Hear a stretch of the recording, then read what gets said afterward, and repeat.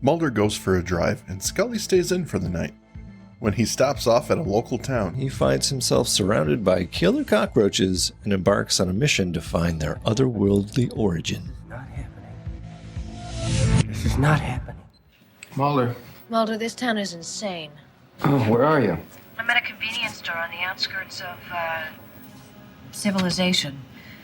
Look, I think I may have a lead. Remember that Dr. Eckerly, who was the alternative fuel researcher that witnessed the exterminator's death? Well, the fuel that he's researching is methane gas. Methane derived from manure. Manure. He has an import license to bring in animal dung samples from outside the country. Now, maybe you can confirm this with your Dr. Bambi, but I think the cockroaches are dung eaters. And if so, some of them may have been shipped accidentally in some of the samples. This fuel research facility could be ground zero for the infestation.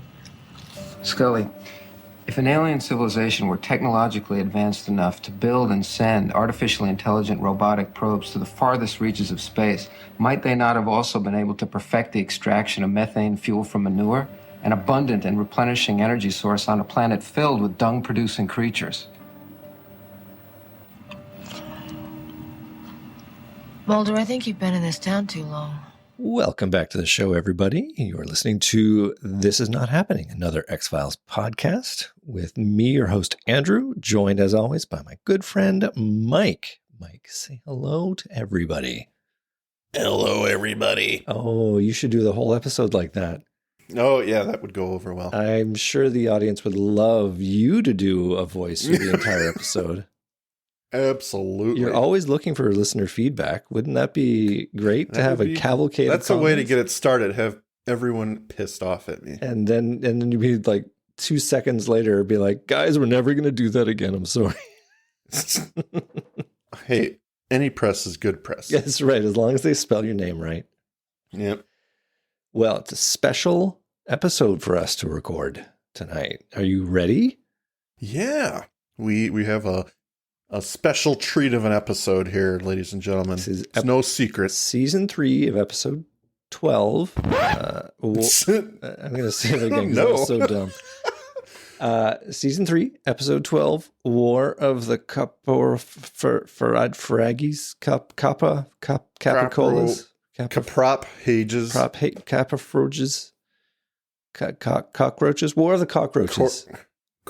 Yep. That's just what War of the light cockroaches. The skitterers. the skitchers. The Yeah. poo plant. Apparently, Copprophage, I don't know. Coprophage. It's phage. I challenge anybody to say that name well. Then the term means dung eater. So that's all you need to know. This is a Darin Morgan joint directed by Kim Manners. So, it's going to be witty and contrived. It's going to exploit all the good stuff you've come to love about these characters that have been developed over the 3 years.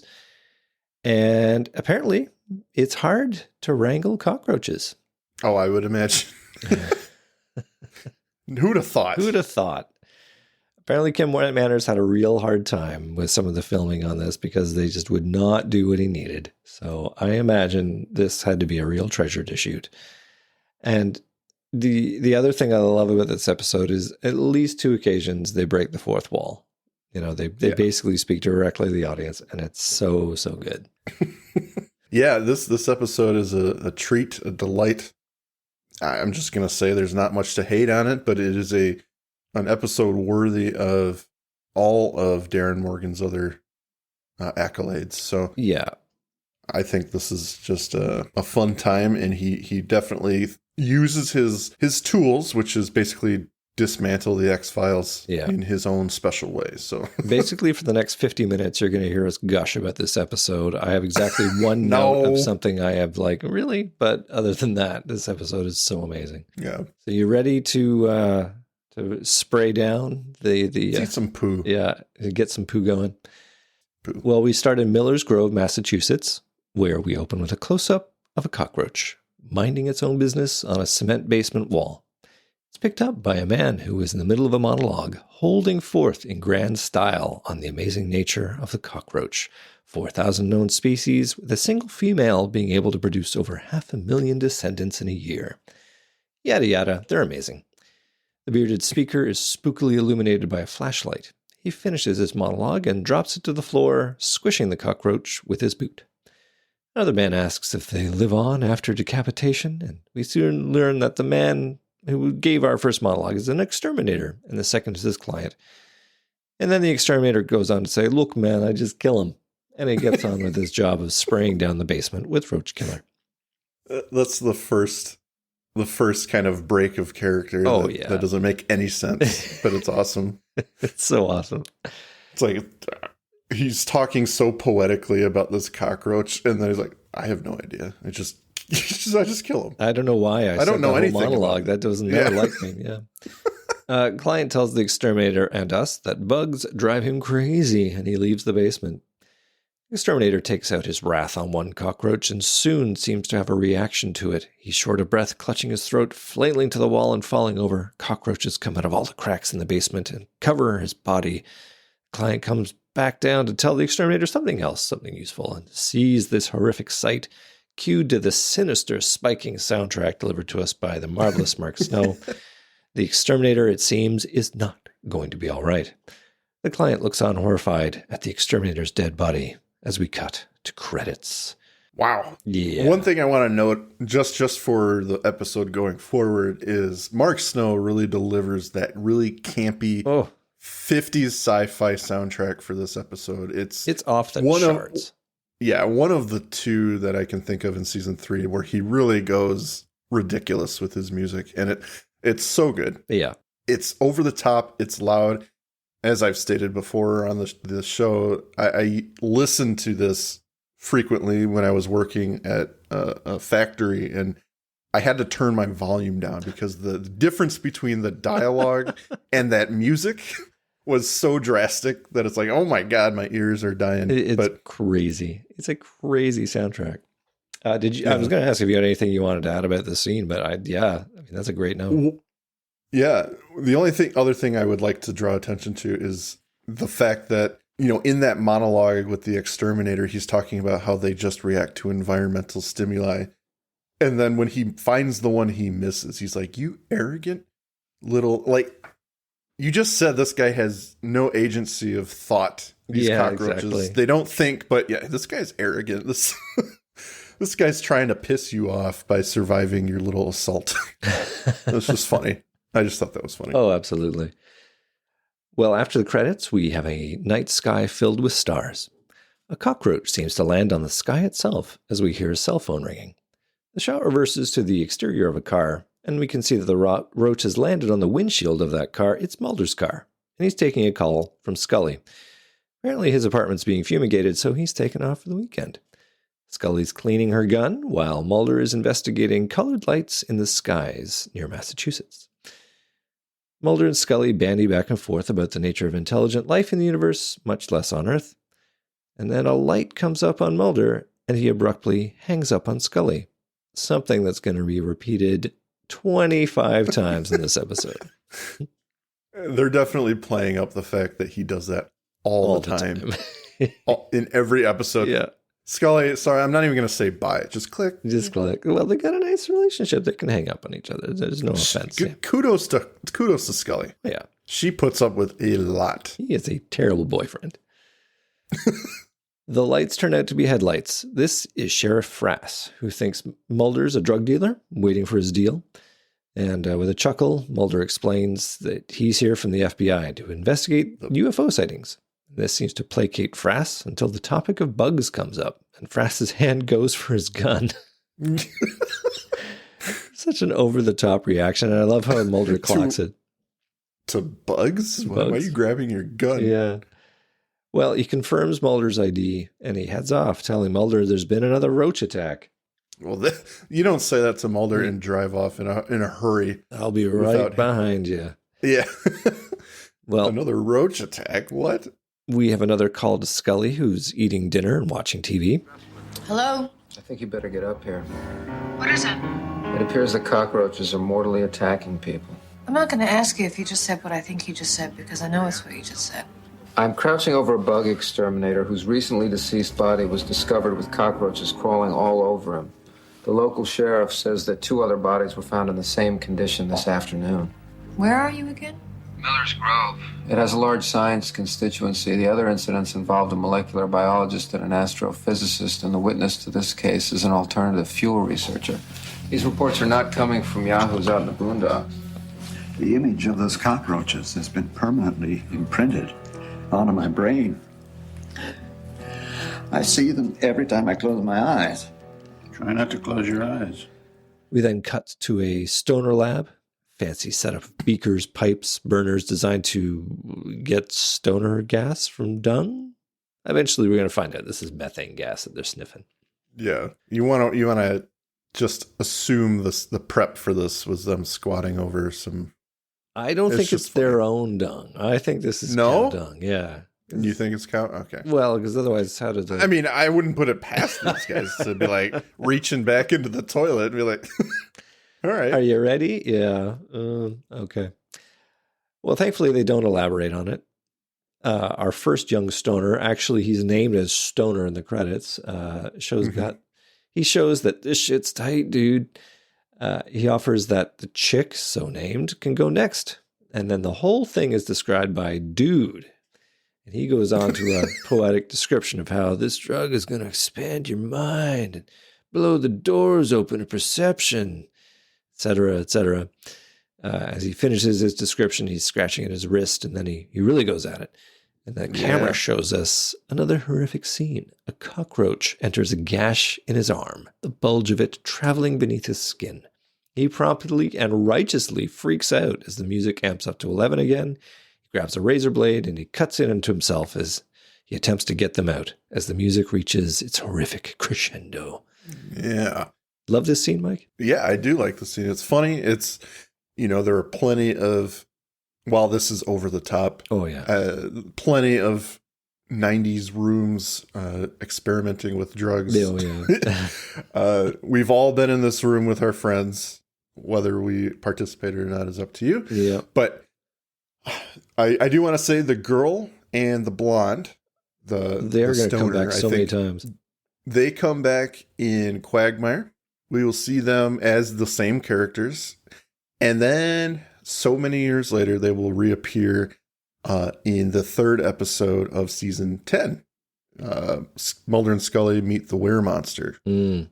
And that is just a cool little throwback they decided to throw in there because it was a Darin Morgan episode, of course. Yep. And he brought them back after 30 years, so that was pretty cool. It's cool that Kim Newton's script gets to have those characters in it. Absolutely. And they're literally just set dressing. They don't really do anything. They're just there to experience an event in that episode, and then that's it. You're reminded that they're okay. They got it okay. Yep. Well, we're back at Scully's apartment now, and she's given Queequeg a bath when her phone rings. It's Mulder again with another roach attack. This time he's at the stoner crime scene, where we learn that the dude has cut his own artery in the process of extracting the roaches from his body. Mulder explains the scene, and again, Scully provides another possibility, which might be the actual reason for the death. Ekbom syndrome, which I think they just included because it's a funny word. Again, that's possible. Mulder is convinced that she's probably right, and maybe it doesn't need to come down. Maybe it's okay. Sorry to bother you. So I love that they come back to this trope that he's... Yeah, every time he calls, she explains it away with her rationale science.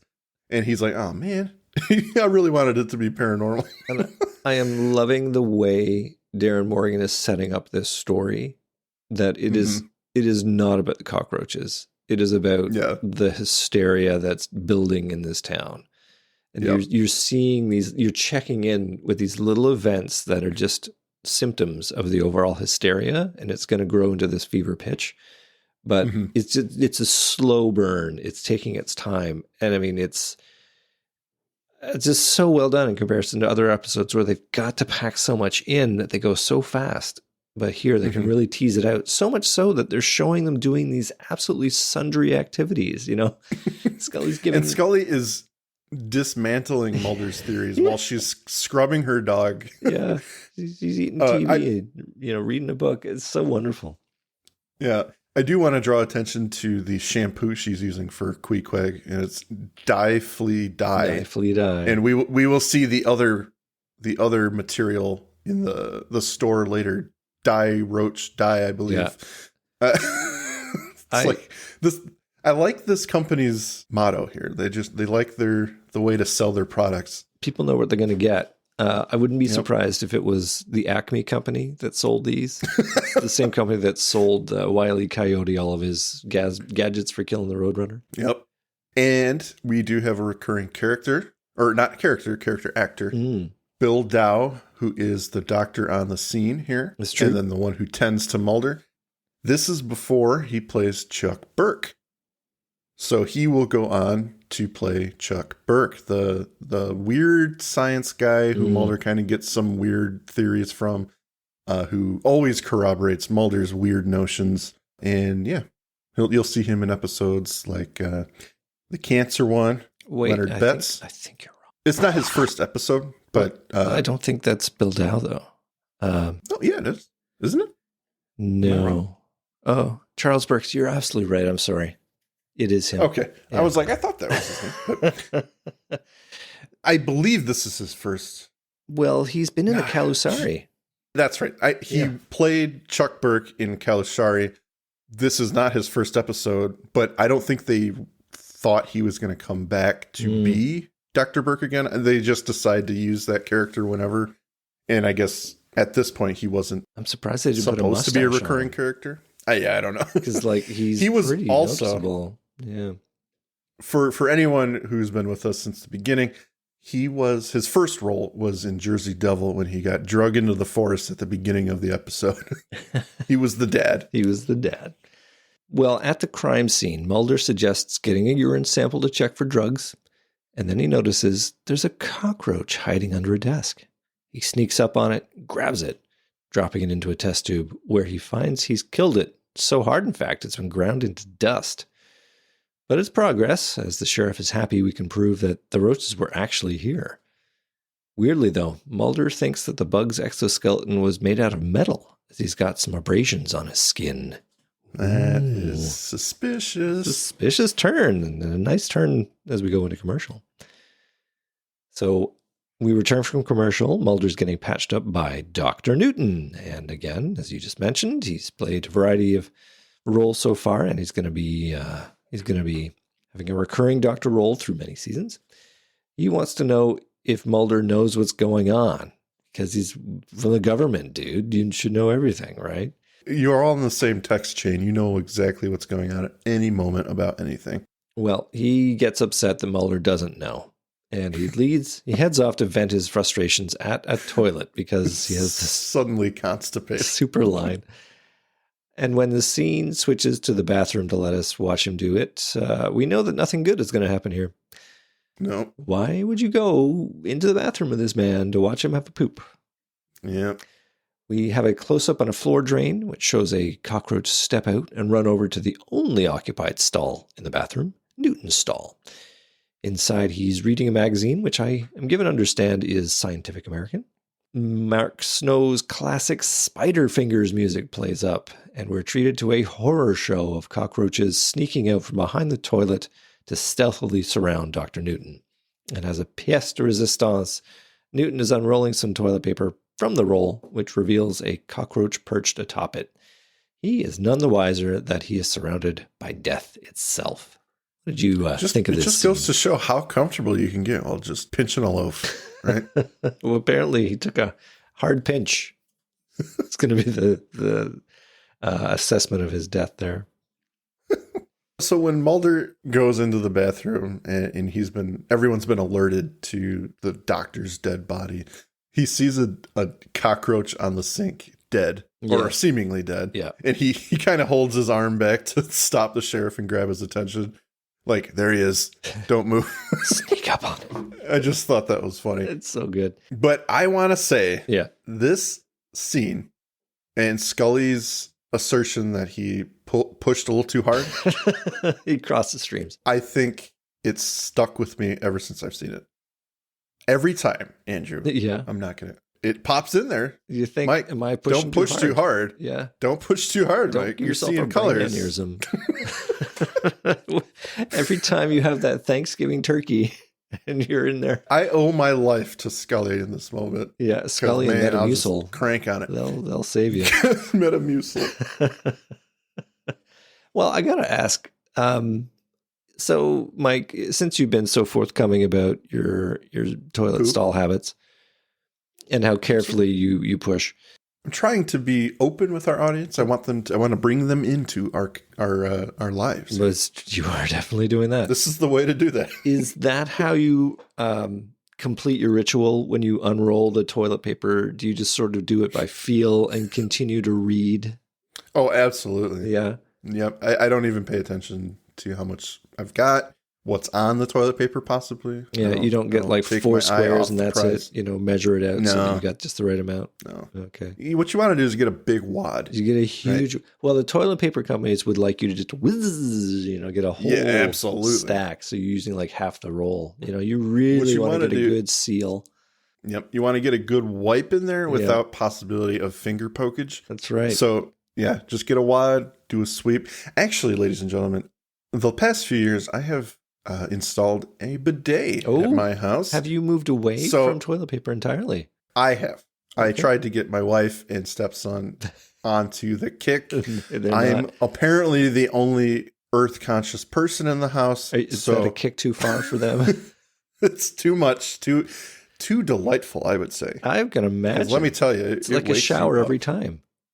Woo! Is it warm water that it pipes through there, or is it? Oh no! It's typical toilet water that you attach it to the pipe that goes into the toilet and it kind of redirects. But yeah, this is a fascinating diversion. I'm sure that our listeners are loving us for this. You know what? It's only fitting, and it is 100% on brand for this episode. So so true. I have no shame in telling the audience this.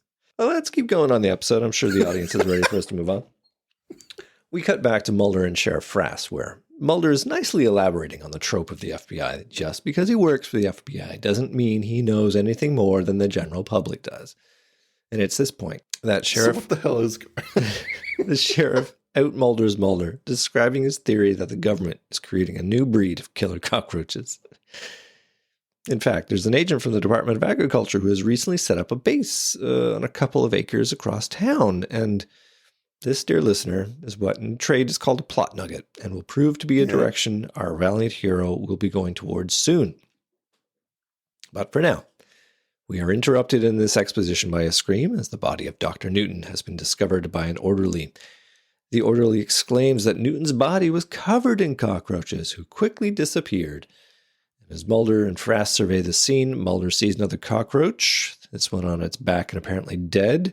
As Mike indicated before, they sneak up to it very carefully and catch it so as not to destroy it this time. But surprise, it's still alive and wriggles, and Mulder drops it, letting it escape down the drain of a sink.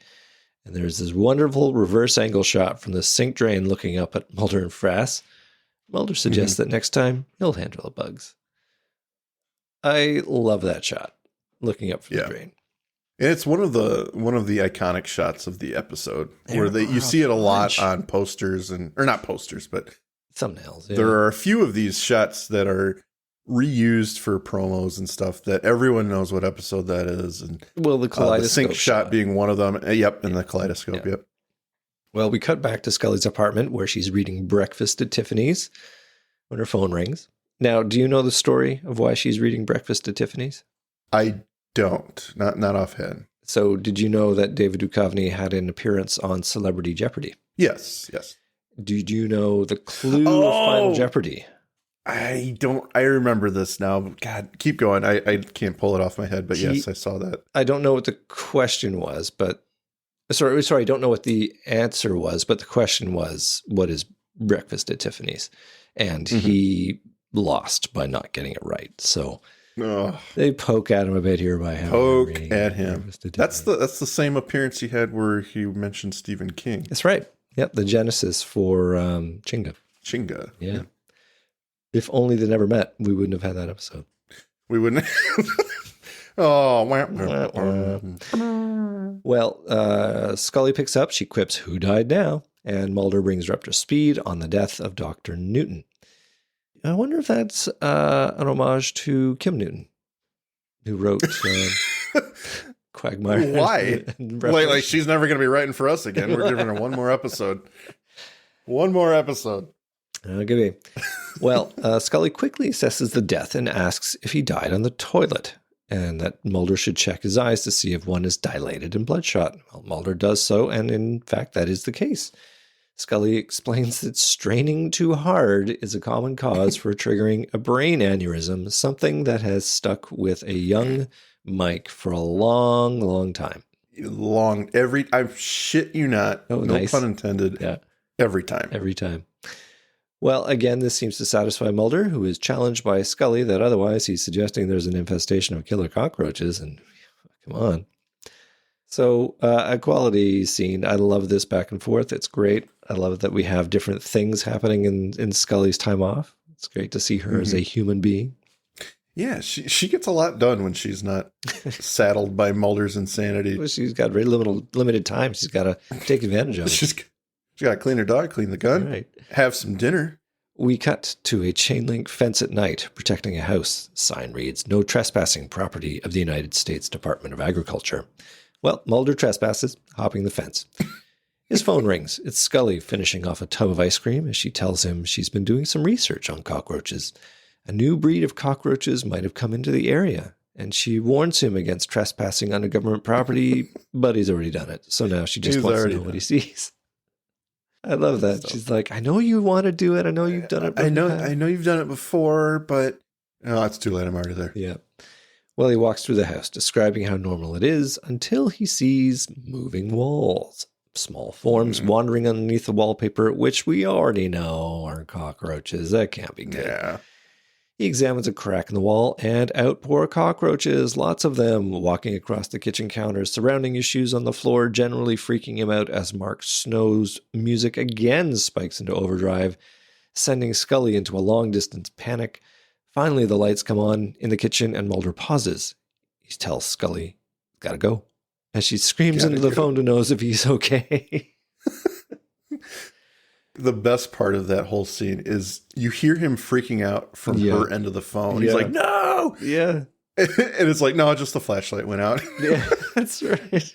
Don't toy with me. She's like, "Oh my God, what's happening?" "No, the flashlight." It's fine. And I got to go. I'll come back. What? Well, back in the kitchen, Mulder is confronted by Dr. Barenbaum, a scientist working for the Department of Agriculture. She is a gorgeous bombshell wearing shorts and a revealing shirt. The music shifts completely, turning into a light piano, romantic one would say. Mulder quickly hits on Dr. Barenbaum with "What's a woman like you doing in a place like this?" as we shift back to a worried Scully who is looking at the phone. Yep. Oh, it's so bad. Complete disregard for his partner's emotions. He's just completely taken with what's happening here. Well, and Dr. Barenbaum, played by Bobby Phillips, her only appearance, I think, in this series. Yeah. Not your memorable one. Not your stereotypical scientist, to be sure. No, she's very much a bombshell. Yeah. No lab coat and pulled up hair or anything. Just she looks like, in a weird way, she looks like Ellie Sattler from Jurassic Park. Just kind of high shorts, kind of relaxed fit. She looks like she's ready for an adventure, honestly. That's right. She's ready to charge in.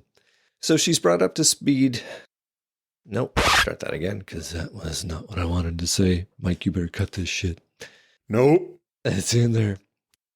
So Mulder is brought up to speed by Dr. Barenbaum, who gives him a tour of her office. She's working on methods to eradicate cockroaches. The secrecy is because the USDA doesn't think the town would appreciate their work. Dr. Barenbaum doesn't think there are any cockroaches that would attack humans. Mulder then notes a project of hers, a cockroach which seems to be integrated into a piece of technology. She presses a button and there is a small, colorful light show. She's trying to prove that UFOs are actually glowing insect swarms, which ties up what Mulder was doing here in the first place, and you can see how turned on he is by Dr. Barenbaum's activities. He gets a call, obviously from Scully, which he quickly not nows and continues to hit on Dr. Barenbaum. That's so good. He just knows. Not now. No. You can see how enthralled he is with this woman. He's nodding at everything she's saying.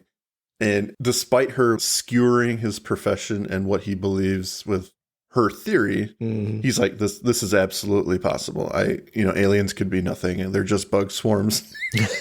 He's like, I'm bought in.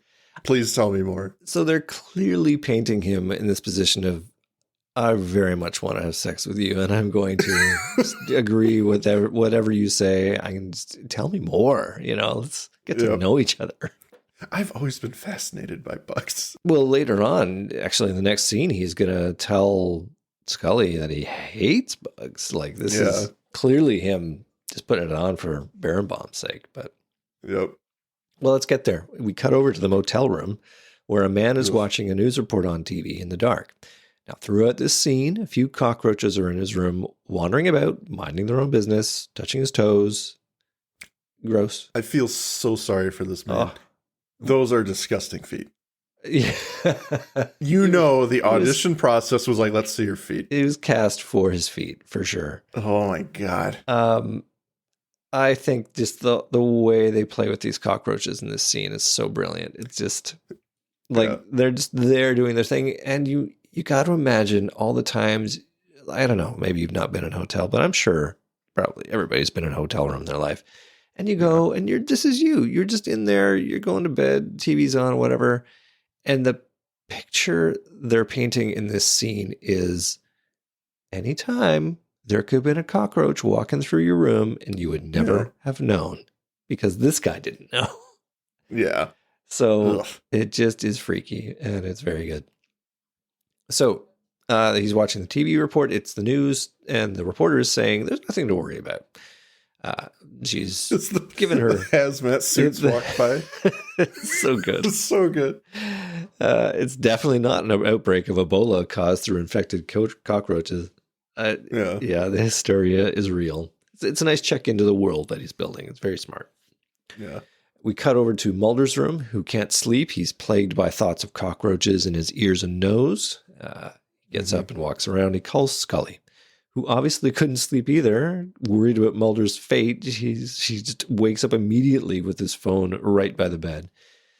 And he brings her up to speed on what's happened. The USDA site was conducting legitimate research, and the doctor there agreed with Scully's theory on an infestation of a new cockroach species. And we get this great line from Scully, who's stuck on the fact that her name is Bambi. Bambi. Her name is Bambi. Then a revelation from Mulder that he hates bugs. Probably as much as he hates fire. That's legit. Right? Yeah. These are major sticking points for him. Going to come back to the episode so many times. Yeah. Well, he's interrupted by a scream from further off in the motel, and he again hangs up on Scully to go investigate. I mean, there's and she even heard the scream. I know. What was that? No, I gotta go. I mean, there's the joke, and there's playing it almost too much, and thankfully, I think this is the last time they're going to do it because she really has this moment of. Well, outside, other motel patrons are investigating where the scream came from, including Dr. Eckerly, the client from our opening scene. They enter the room only to see our TV watcher lying on his bed, dead and covered with cockroaches. No. Oh, Mulder arrives on the scene wearing no shirt and wielding a gun. He cuts through the other three men to get to the scene of the crime. He sees the dead man, but no cockroaches. Mike, what do you make of that? It's interesting, just like all the other cases pretty much, except there is, like you said, no signs of cockroach this time. Yeah. I mean, he found the one in the bathroom, but as with each case, there have been no real signs of a cockroach. Well, that they're being covered in cockroaches. Yeah. Yeah. Hysteria. I will say, I'm going to say that I like that they don't delve into that too much, the hysteria. They don't sort of turn it into a plot point that maybe this is like secret conspiracy. They put something in the water and now everybody's reacting to the stimulus. They've done that already. This is just how people are. Yeah. And I like that that's the message they're sending without actually saying it. It's that line from Men in Black A comedy, ladies and gentlemen, a goofy comedy where Tommy Lee Jones says a person can be smart. A group of people is a crazy, unhinged. Mm-hmm. It's so good. Yeah. Well, we're back in Scully's apartment. She's packing for the trip to Massachusetts. Mulder calls. They're talking. He's now fully dressed and examining the latest crime scene. Sheriff Frass provides Mulder with a folder of results from previous victims. Mulder confirms that all of her conjecture has panned out as true. So he's kind of saying, yeah, maybe you don't need to come, but she's coming anyway. She's tired of being hung up on. She needs to be there and can't be toyed with this way. They hang up and Mulder manages to capture a cockroach. It was in a trap or something. I mean, God, the luck. He brings it over to Bambi Berenbaum for her to examine. Okay, I got the quote here. It was bothering me. Okay. A person is smart. People are dumb, panicky, dangerous animals, and you know it. But that's true because, so true. You get one... It really plays in this episode because you get these people who are just telephoning this paranoia to each other, and the loss of facts and rationale with each passing to each person. It's it just disintegrates the mindset of this town, and they devolve into insanity. Well, there's also that avenue of, I don't want to miss out on my chance to escape. If I am being told that we're in danger, then I need to do what I can so that I'm not left behind. I need to escape with the pack. So I think that that's covered very well in a scene which we'll come along to shortly. Yeah. So we're at Bambi's lab, and we have another great reverse shot of Mulder and Bambi's eyes looking through a standing magnifier. She's able to identify the cockroach by its massive genitalia. More shocking, however, is the fact that this isn't a cockroach at all, but rather a cockroach-like machine. Bambi reveals there's an artificial intelligence researcher who designs robots that resemble and behave like insects. And conveniently, Mike, the researcher works right here nearby. Yes, she's always meant to visit. So, hey, time for a plot shift. We're packing a lot in here.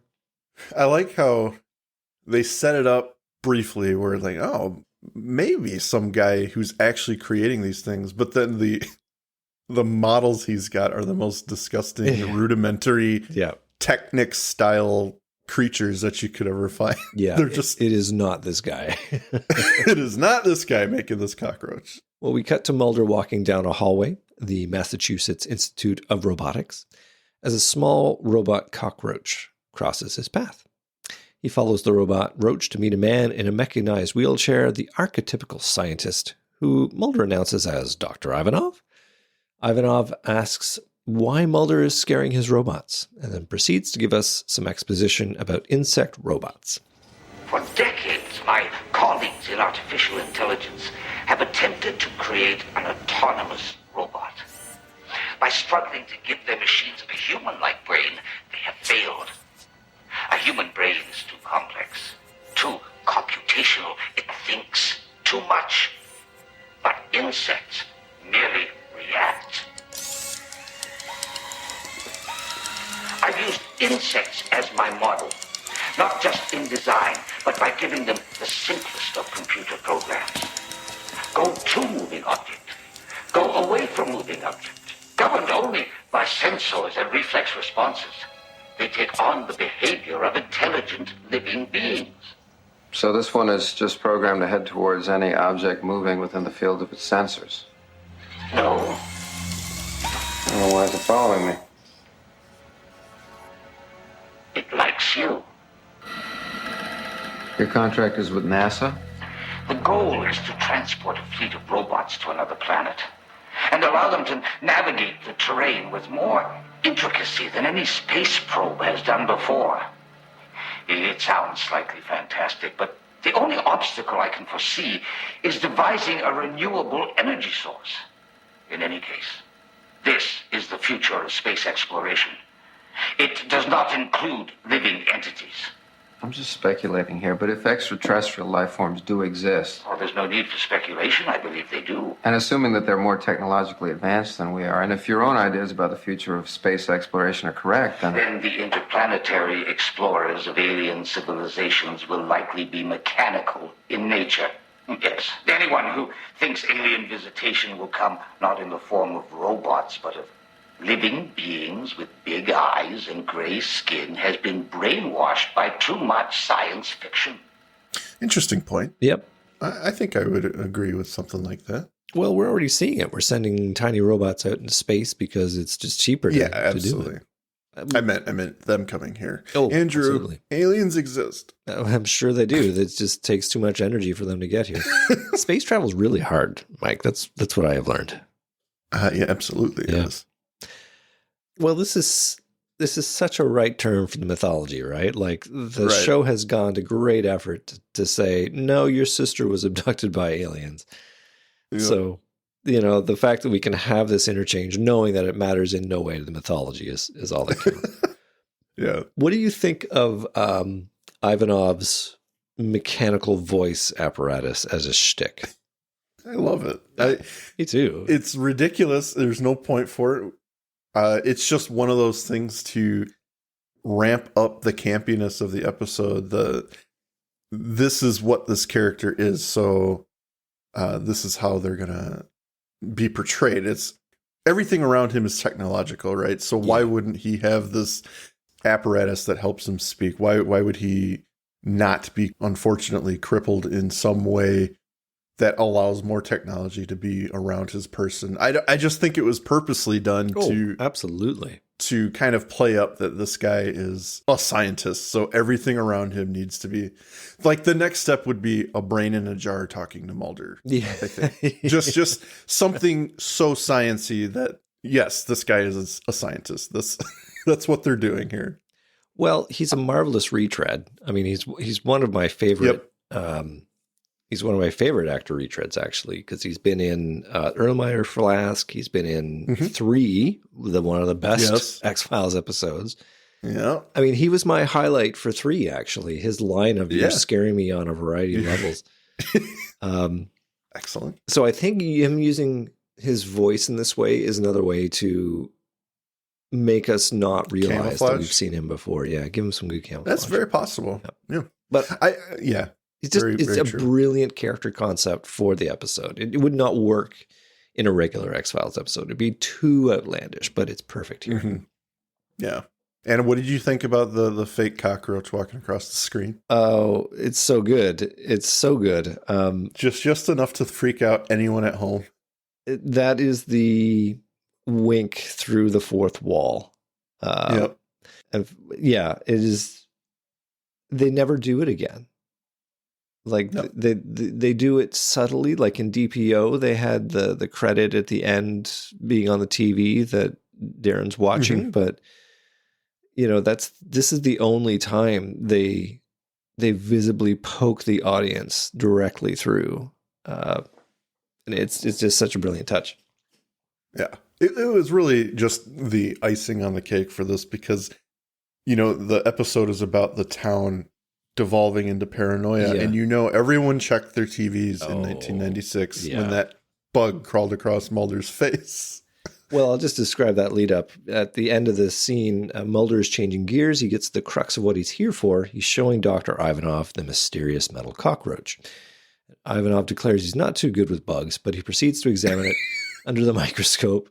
Yes, the irony that he's making these robots, but he's not too good with bugs. Just like the exterminator in the beginning. Yeah. He's got all this insight into how they behave, but I'm not really good with bugs. But I'm designing all my creatures to look and resemble and act like bugs. It's very good.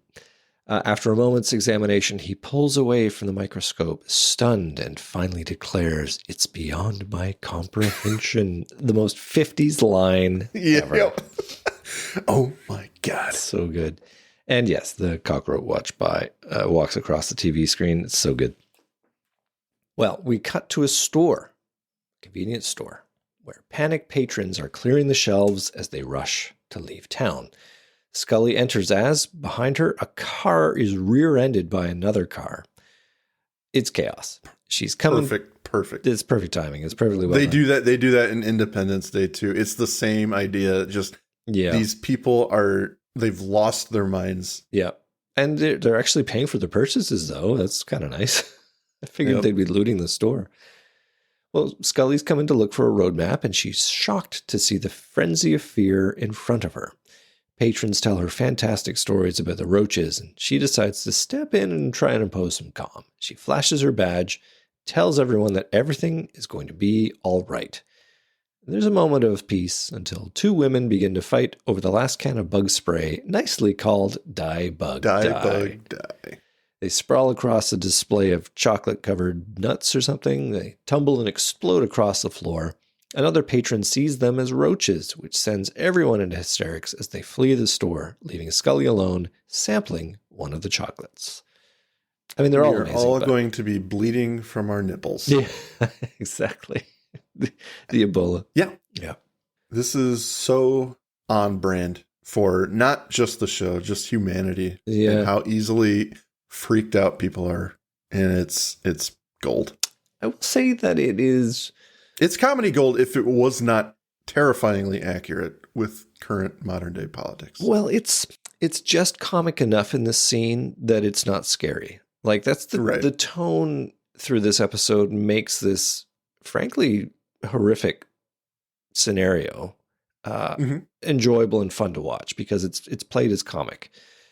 But you change some of the lines, some of the camera shots, it would be pretty damn scary. It becomes scary, yeah. Well, back at Dr. Ivanov's, the doctor and Mulder are sharing a tumbler of scotch. It's like he can't fathom what he's just witnessed. He's drowning himself in a bottle. Yeah. Well, Mulder leaves, again encountering the robot cockroach in the hallway. In addition, he sees a regular cockroach on the floor, helpless and on its back. He picks it up, looking at it. It struggles between his fingers.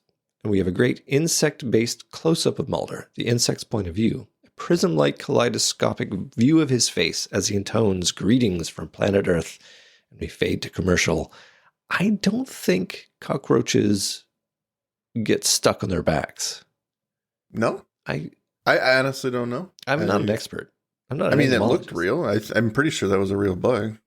It probably was glued to the floor or something. I can't imagine how they got it to do that. You see a disclaimer at the end of the episode. Only one cockroach was killed in the making of this episode. That's right. Peter was on set. They were fine. Back at Bambi's, Mulder has brought this cockroach for examination. It's a regular cockroach, complete with regular-sized genitalia. Mulder gets a call. It's Scully calling from the store, and she might have a lead. Dr. Eckerly. He's researching methane gas, derived from a manure imported from outside the country. Scully suggests that Dr. Eckerly might have imported some new cockroaches in the dung, and that his fuel research plant might be ground zero for the infestation. Mulder seems to hear this, but then pitches his new theory that not only have aliens created mini robots for space exploration, they've found a way to power those robots with methane derived from a planet full of dung-producing creatures. I think you've been in this town a little too long. The polite pause that she gives before she says that says everything. Yep. It's like, Mulder, I don't mean to burst your bubble here. Yeah. But they're going to meet at the research facility. Mulder and Bambi arrive first. Mulder's going in first to check it out. Inside, Dr. Eckerly is in his office, looking out into the warehouse beyond, where we see bundles of manure, cockroaches creeping around them, making cute little peeping noises. Dr. Eckerly is losing his mind, spraying his last can of Die Bug Die onto a nearby cockroach. Outside, Mulder wanders through the warehouse, examining a pile of manure, when a shot goes off and a bullet on the very pile he's looking at explodes. He dives for cover, looking up to see Eckerly holding a gun in his direction. He stands unarmed, not a smart move, technically.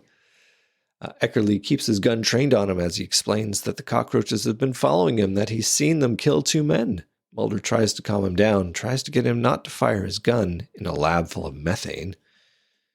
Outside, Scully pulls up, and one look at Dr. Berenbaum tells Scully everything she needs to know. This is no place for an entomologist. Yeah, it's a great line. Kick-ass Molly in full overdrive. Yeah. So she goes inside. Back in the showdown, Mulder tries to reason with Eckerly, asks him to give over the gun. Mulder almost has him when Eckerly gets an idea that maybe Mulder's a cockroach and trains the gun on him again. Scully arrives inside looking for Mulder. She decides to give him a call. Back with Mulder and Eckerly. Mulder is again trying to assure Eckerly that he's human when his phone rings, sounding eerily like the peeping of the nearby cockroaches. Yep. You can hear the twig snap of Eckerly's remaining sanity. Right. And he begins shooting poorly at Mulder, who books it. Shots impact on parts of the warehouse, burners that erupt with flame, and Mulder rushes to get out, encountering Scully on his way. The two of them flee the building just in time as it explodes behind them, sending clods of manure far and wide. Ugh. From behind a car, a shit-stained Mulder and Scully emerge, and Mulder quips, "Crap." So that was a very big action scene. Mike, what did you think of that whole thing? The requisite explosion for the episode, something 50s action horror had to happen. Yeah. It's excellent. The fact that Scully arrives on scene just in time to see absolutely everything on this case explode. Literally, the people are going insane. The building explodes as soon as she arrives. It's just like it's great. She's there for all the action, and all the lead up was very mundane, very methodical. And now they're covered in shit. She arrived just in time for that. So of course. I like Dr. Eckerly. I'm just looking up who the actor is who plays him here. Like his insanity performance is He's so a good. great actor. In fact, the first time I saw him, he is Cliff Clavin's coworker in Cheers that shows up at least once or twice. Yeah, his name is Ray Burke. Yeah. He's a pretty popular actor for the 80s and 90s. Small roles, but... Yeah, just seeing Days of Our Lives, he was there for 4 years. My goodness. He's been around. Yeah. So later on, we're in our final stages of the episode. Rain is following as Sheriff Frass sums up the rest of the story. The warehouse is completely consumed inside, and it's unlikely they'll recover anything. The rest of the town is likewise in a hysterical chaos, with auto accidents, assaults, thefts, injuries, but no further reports of cockroach attacks. Frass exits stage right with a great one-liner suggesting the agents should go home and get some rest. They look pooped. Bum, bum. Very lame, but it's all right. I like how just down to earth and normal the sheriff is now. Everyone's just kind of come to their senses. Well, the episode's miraculously. over now. Everybody knows. Yeah. Dr. Ivanov drives onto the scene looking for Mulder. He's looking for the sample of the metal bug that Mulder had previously, but unfortunately, it's been destroyed in all the chaos. Bambi notes that cockroaches don't develop wings until their final molting phase, so perhaps that's happened and the roaches have all flown away, a notion that Scully delightfully and sarcastically downplays under her breath. Yeah, that explains everything. That explains everything. I think that's a nod from Darin Morgan to like the way some of the X-Files episodes wrap up. They just wrap up. Just like, well, that's convenient. Well, there it is. Everything's explained. Everything's okay. The agents never have to answer for anything that happens. I took a 6-hour flight to get here to have shit blown onto me. Yep. Ivanov wants to research the remains of Mulder's insect further, and Bambi is intrigued. There's a nice callback to the Planet of the Apes, and we see a budding romance between the two as they walk off into the sunset. We're with Mulder. I would like to see that. Yeah. We're with Mulder and Scully now, and Scully noting that by the time there's another invasion of artificially intelligent, dung-eating robotic probes from outer space, maybe their Uber children will have devised a way to save our planet. And Mulder tells Scully she smells bad and walks off. It's like he's getting back at her for what? For cock blocking, squashing. Yeah, pretty much. He's like, you ruined my chances with Bambi, and you didn't even do anything. Palm of my hand, yeah. Well, the episode ends with Mulder writing up his notes on a delightful computer while eating a snack. He summarizes the notion of if alien beings were ever to visit us, would they even note us as intelligent life, or would they see us merely as bugs? He reaches for another piece of cake, but the world's weirdest cockroach has taken up residence on it. That. If that was on my plate, I would burn it. And the plate and too. I don't necessarily hate cockroaches. I don't really have a lot of experience with them, but if that one was on my plate, it's fucking massive. No, thank you. Well, they clearly went far and wide to find the weirdest cockroach they could find, because that thing, I mean, for one thing, it is just massive. Like yeah. It's the biggest bug I've ever seen, but the other thing is just it's got this weird cowl, and it's kind of yellow, and it's got big antenna. It's just, I mean, the script plays up our natural hatred of these bugs, Yeah. There's no reason. They just have more legs than us, so we're afraid of it. It's so other. It might be how fast they move too. Yeah. That's one thing that gets me going. I know anytime I see a fucking centipede around here, it's like, ah. Yeah. Well, they're just so other than us, I think, right? They are alien. And it's a nice, there's so much in this script which works for this show because I see what you did there. I know. That's what I went for. All right, let's round it out here. So Mark Snow is punching the music with his alien music stings. Mulder picks up his keyboard to crush the invader. He pauses. Is it an alien, as he's just been writing about? Its antennae waving to him thoughtfully. It then takes a few steps towards him, and he crushes it. That's the episode. Mike, tell me your final thoughts on War of the Coprophages.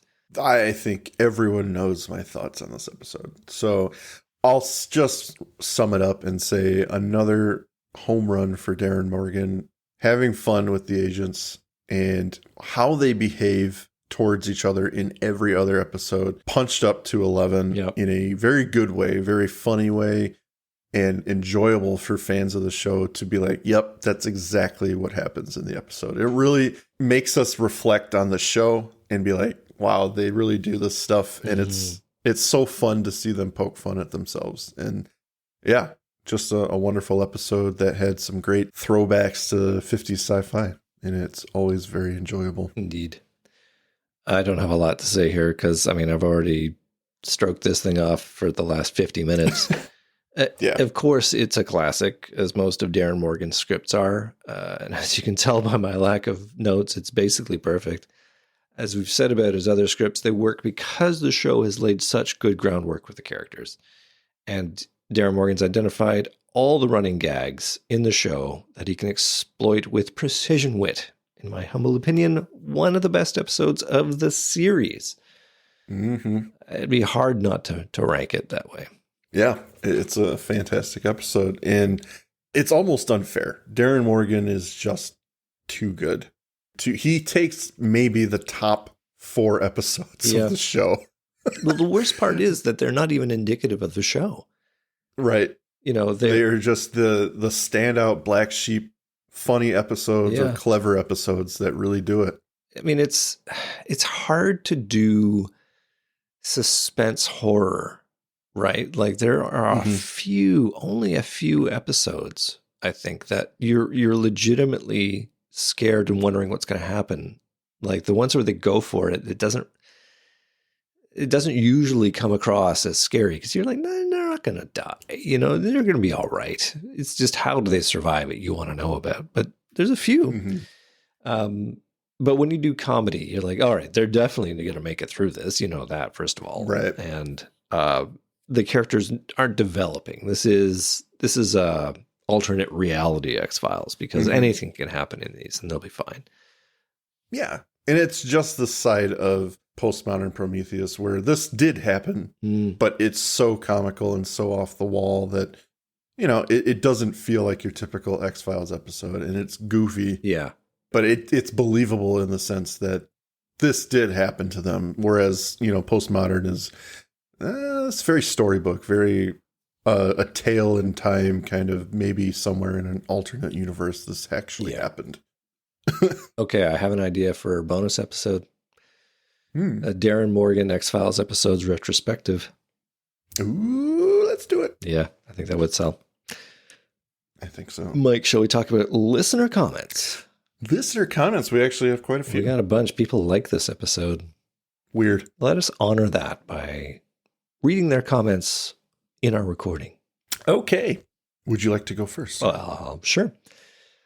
We have Aaron M. Haycroft saying, War of the Coprophages.